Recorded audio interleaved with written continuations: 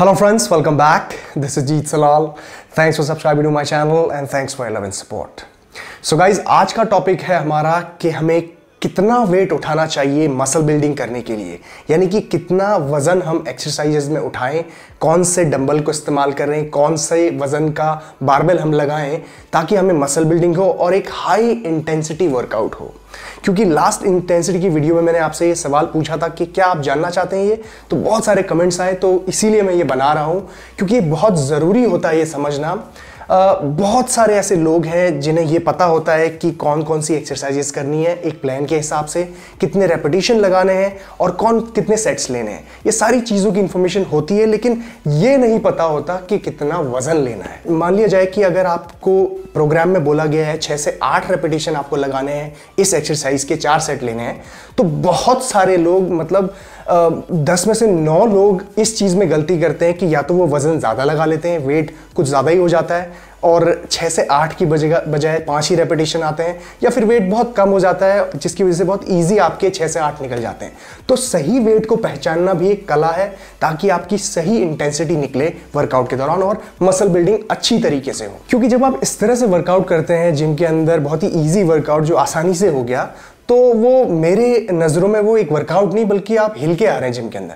और जिम के अंदर जाके हिलना नहीं है, गदर मचानी है। मैं आपको हमेशा कहता हूँ कि if you are going to the gym that means you have to destroy the weights, manhandle the weights, मतलब कि तबाही मचा के आओ। सो जो लोग इंटेंसिटी वाला वीडियो देख के इस वीडियो में आए हैं और पूरी तरीके से रिलेशन समझ रहे हैं उनके लिए तो अच्छी बात है, लेकिन जो लोग बिल्कुल इसी वीडियो को देख रहे हैं और इंटेंसिटी वाला वीडियो नहीं देखा है तो प्लीज़ इंटेंसिटी वाला वीडियो ज़रूर चेक करिए ताकि आपको समझ में आए कि मैं आज इस वीडियो में क्या कहने वाला हूँ। ऑलराइट, तो चलिए शुरू करते हैं। और अगर आप मुझे इंस्टाग्राम और फेसबुक पे फॉलो नहीं कर रहे हैं तो प्लीज़ वहाँ पे फॉलो कीजिए and subscribe to my channel. So guys, जब हम बात करते हैं एक प्रोग्राम की, जब हमें सारी चीज़ें पता होती हैं, rap range, sets, exercises, rest period, सब कुछ, लेकिन हमें वज़न अपने हिसाब से ही फाइंड आउट करना होता है। तो इसीलिए मैंने लास्ट वीडियो, इंटेंसिटी वाले वीडियो में भी ये कहा था कि परसेंटेज बेस्ड प्रोग्राम्स होने चाहिए। अब परसेंटेज बेस्ड प्रोग्राम से मेरा क्या मतलब था, क्या तात्पर्य था, वो मैं आपको समझाता हूँ।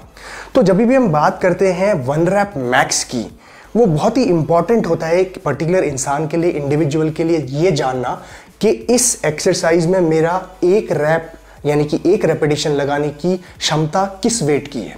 यानी कि मान लीजिए अगर मैं बेंच प्रेस लगा रहा हूं और मेरी क्षमता 100 kg का सिर्फ एक सेट, एक रैप लगाने की अगर मेरी स्ट्रेंथ है, ताकत है, तो वो मेरा 1 रैप मैक्स है, यानी कि 1 रेपिटेशन मैक्स।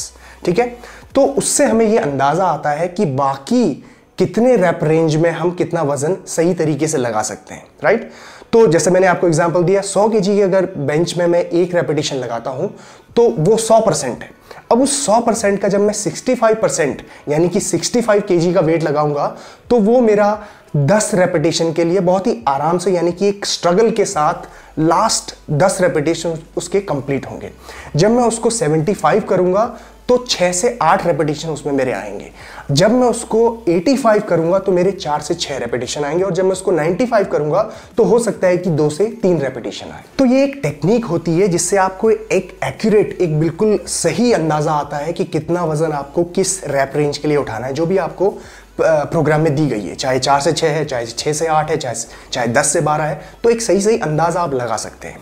अब जैसा मैंने आपसे कहा कि आपको अपना 1 रैप मैक्स पता होना चाहिए, तो इसका मतलब ये नहीं है कि आप सब काम छोड़ छाड़ के आप 1 रैप मैक्स टेस्ट करेंगे अपना कल सीधे जाके, नहीं।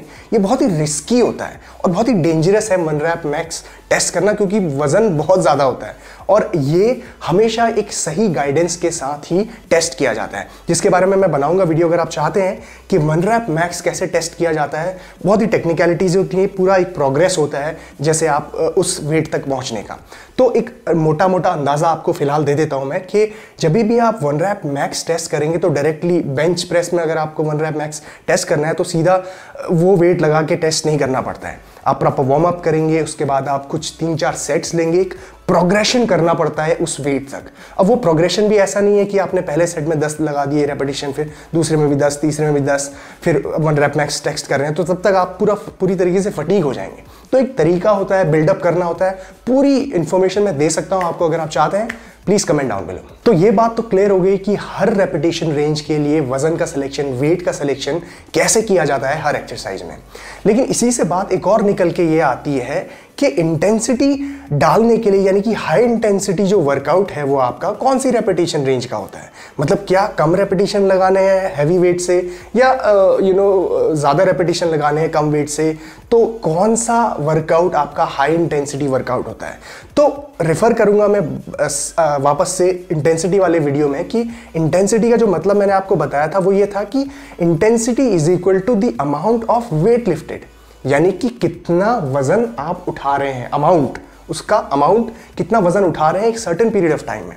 तो ये जानने वाली बात यहाँ पे बहुत कंफ्यूज करती है लोगों को कि क्या हाई रेपिटेशन लगाने से और कम वेट उठाने से लो इंटेंसिटी होती है, या हैवी वेट उठाने से और कम रेपिटेशन लगाने से हाई इंटेंसिटी होती है। तो इसके बारे में अगर आप जानना चाहते हैं डिटेल में रैप रेंज क्या होती है सही हाई इंटेंसिटी के लिए, तो प्लीज़ कमेंट सेक्शन में मुझे बताइए, मैं वीडियो बनाऊंगा इसके ऊपर। और अगर आप लोगों को कोई और वीडियो के बारे में जानना है, कोई और टॉपिक के बारे में जानना है, तो please let me know. And guys, ये थी सारी इन्फॉर्मेशन। टेक केयर, जीत सलाल, signing off.